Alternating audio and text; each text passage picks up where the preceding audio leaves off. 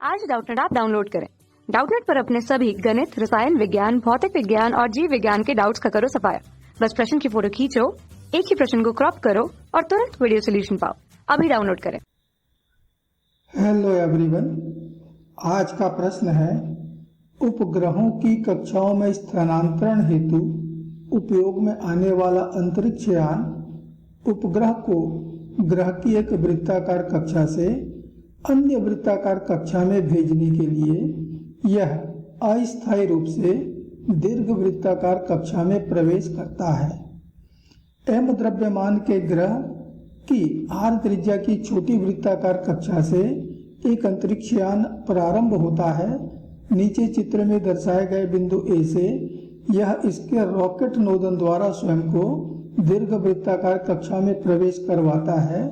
बिंदु बी पर यह दोबारा रॉकेट नोदन द्वारा 2r त्रिज्या की एक बड़ी वृत्ताकार कक्षा में प्रवेश करता है। आप यह मान सकते हैं कि रॉकेट नोदन बहुत शक्तिशाली है, ताकि प्रत्येक बिंदु पर वेग में परिवर्तन तात्क्षणिक रूप से हो जाता है। बिंदु ए व बी के मध्य अंतरिक्ष यान पर केवल ग्रह का गुरुत्वीय बल कार्यरत है।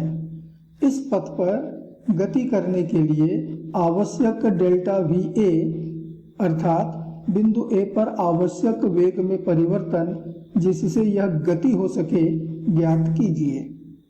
और उसके लिए नीचे हमें ये 4 विकल्प दे दिए हैं, ए, बी, सी और ये आपका डी। यहाँ से एक सही विकल्प हमको चुनना है। तो देखो, ये हमारा ग्रह है जिसका द्रव्यमान कैपिटल एम दिया हुआ है। इसके चारों ओर आर त्रिज्या की वृत्ताकार कक्षा में एक उपग्रह घूम रहा है। इसे 2r त्रिज्या की कक्षा में पहुंचाने के लिए हमने बिंदु ए पर रॉकेट नोदन के द्वारा इसका वेग बदला और इतना बदला कि यह इस दीर्घ वृत्ताकार कक्षा में प्रवेश कर गया। और जब यह बिंदु बी पर, जो कि ग्रह से 2r दूरी पर है, पहुंचा है, तो फिर से इसका इतना वेग बदला है कि वह इसी कक्षा में स्थापित हो गया। इस प्रकार उपग्रह आर त्रिज्या की कक्षा से 2r त्रिज्या की कक्षा में पहुंच गया। तो हमें यह बतलाना है कि बिंदु ए पर जो वह आर त्रिज्या की कक्षा में घूम रहा था, उसके वेग में कितना परिवर्तन करें कि यह कार्य हो सके। तो चलिए मान लेते हैं कि उपग्रह का द्रव्यमान स्मॉल एम है। ग्रह का तो दिया हुआ है कैपिटल एम, उपग्रह का द्रव्यमान स्मॉल एम है। तो बिंदु ए पर उपग्रह का कितना वेग होगा? तो बिंदु ए पर तो आर त्रिज्या की कक्षा में घूम रहा है और इसलिए ए पर उसका वेग होगा कक्षीय वेग के बराबर। और ये कक्षीय वेग होता है वर्गमूल gm बटे r। एम ग्रह का द्रव्यमान, ये उपग्रह के द्रव्यमान पर निर्भर नहीं करता। तो इतना वेग हमारे उपग्रह के पास अभी है। तो माना दीर्घ वृत्ताकार कक्षा में गति करने के लिए ए पर आवश्यक वेग है वो v के बराबर है, यानी हमने वेग को va से बदलकर v कर दिया। तो बिंदु ए पर उपग्रह की कुल ऊर्जा, चलिए इसको ई से दर्शाएं, तो बराबर होगा गतिज ऊर्जा। तो गतिज ऊर्जा उसके पास है 1/2 mv का वर्ग, हमने वेग v कर दिया है। और स्थितिज ऊर्जा, तो स्थितिज ऊर्जा होता है ऋण gmm बटे ग्रह से दूरी अर्थात स्मॉल r। अभी उपग्रह के पास कुल इतनी ऊर्जा है और इतनी ऊर्जा के साथ वो दीर्घ वृत्ताकार कक्षा में घूम रहा है। तो ये हमारा दीर्घ वृत्ताकार कक्षा है, ये हमारे ग्रह की स्थिति है बिंदु P, यहीं पर ग्रह स्थित है। उपग्रह पहले इस बिंदु पर था A पर और इस दीर्घ वृत्ताकार कक्षा में चलते हुए वह आ गया है इस बिंदु B पर अधिकतम दूरी पर। तो ग्रह से बिंदु A की दूरी इसने दिया है r और ग्रह से बिंदु B की दूरी इसने दिया है 2r। तो हमारा उपग्रह इस दीर्घ वृत्ताकार कक्षा में घूम रहा है। तो हम यह मान सकते हैं कि इस दीर्घ वृत्ताकार कक्षा के बराबर जो वृत्ताकार कक्षा होगा उसकी त्रिज्या इनके औसत दूरी के बराबर होगा। तो उपग्रह जिस वृत्ताकार कक्षा में अब घूम रहा है यदि हम इसको ए से दर्शाएं तो बराबर होगा औसत दूरी, ग्रह से औसत दूरी। तो औसत दूरी कितनी हुई?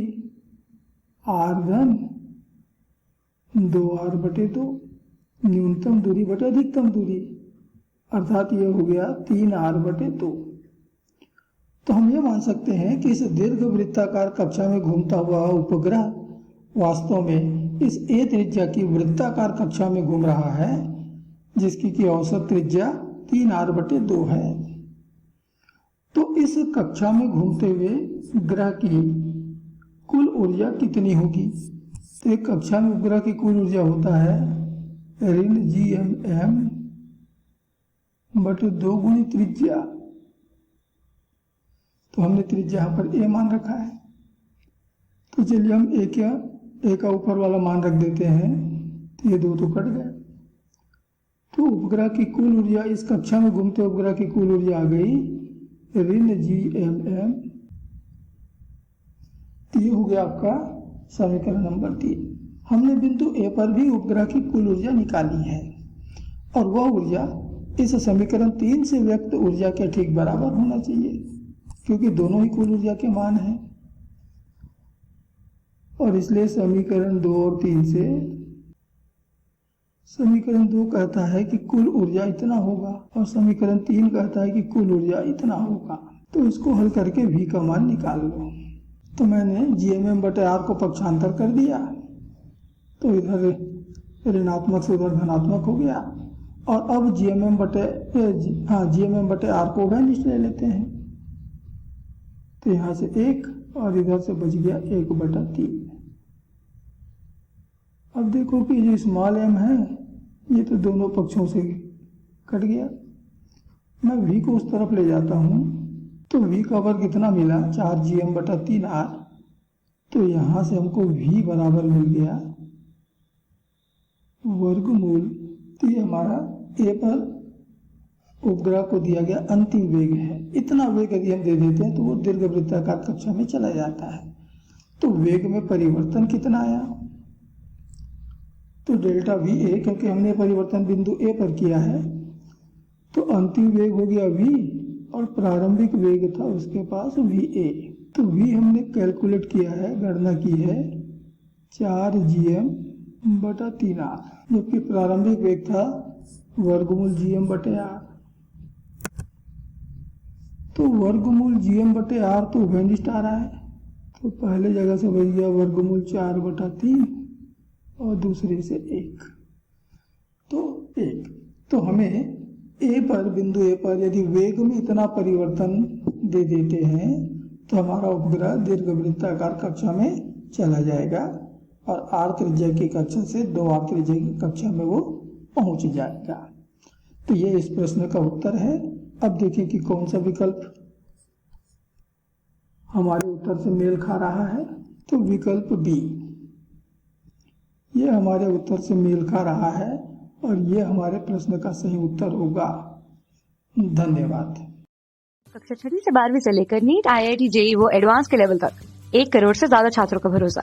आज ही डाउनलोड करें डाउटनेट ऐप या व्हाट्सएप करें अपने सारे डाउट्स 8400 400 400 पर।